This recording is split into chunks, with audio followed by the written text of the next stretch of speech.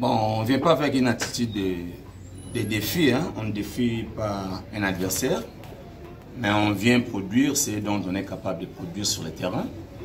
On a une envie, on a de l'envie, on a une ambition aussi, on a de la motivation intrinsèque qu'on va devoir déployer pour faire un meilleur résultat possible face à un adversaire aussi bien en place, très ambitieuse aussi, comme nous le savons, et déjà au podium parmi les 3 premiers.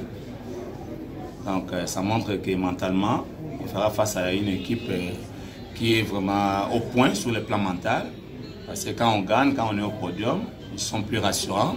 Ça garantit déjà leur participation pour les compétitions des interclubs. Et nous, on vient aussi avec l'envie de faire mieux face à cet adversaire aussi costaud. Voilà.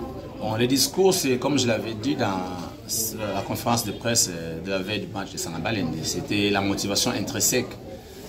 Donc, il fallait d'abord faire voir aux joueurs que vous avez aggravé autant de jours. Les sportifs ou les fanatiques ne sont pas contents de vous. Alors, en grévant, aujourd'hui, il faudrait faire un meilleur résultat, sinon vous risquez d'être un peu menacé par les fanatiques. Quand tu grèves, c'est bien. Mais aujourd'hui, si au cas où on te rémunère, tu n'auras pas le temps de pouvoir emmagasiner le travail raté. Alors, je vous demanderai d'être motivé de façon intrinsèque, jouer, faites de bons résultats pour leur prouver que nous sommes capables de faire ça. Donnez-nous ce dont nous avons besoin. Donc, c'est ça le discours que j'avais tenu. Démontrez-les que vous avez besoin de faire des prouesses, de faire des bonnes choses, mais vous avez besoin de votre dû. On a besoin de ces dûs pour vivre. C'était juste ça le discours. Leur montrer qu'on est capable de faire plus que ça. Mais mettez-nous à l'aise.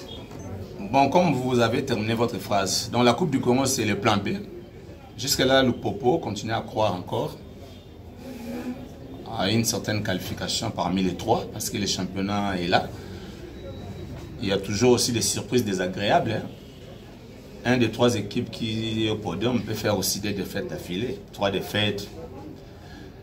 Tout peut arriver, donc, parce que ce championnat est un peu compliqué. On ne sait pas prédire déjà à l'avance, sinon on n'a pas encore terminé. Il y a toujours des surprises désagréables.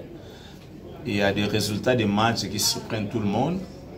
Qui aurait cru que Blessing aurait fait des résultats qu'il a emmagasinés jusque-là? Personne. Donc il y a vraiment des matchs surprenants.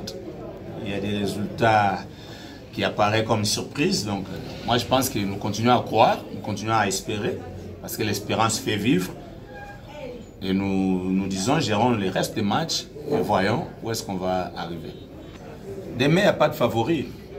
Pour le match de demain, il n'y a pas de favori. C'est une bouteille à moitié vide et à moitié pleine.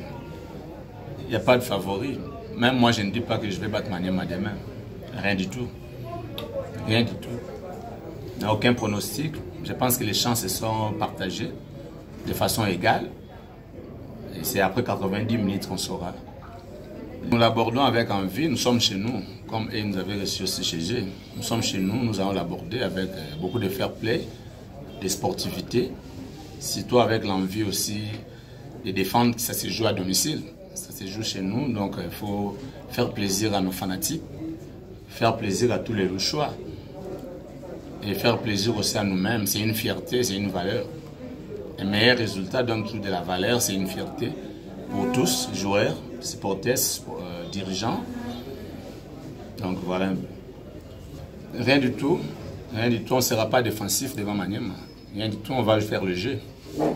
On va faire le jeu. Je crois que depuis que le Popo joue ce match, en aucun cas vous avez vu le Popo jouer en défensif. Déjà avoir les milieux du terrain, j'ai toujours joué avec un milieu défensif, avec un pourvoyeur et un avant-centre de soutien. Ce sont des rares cas. L'unique match et le seul match où j'ai joué avec 2 milieux défensifs, c'est contre Dauphin. C'est l'unique match. Mais le reste des matchs, on a toujours été offensif.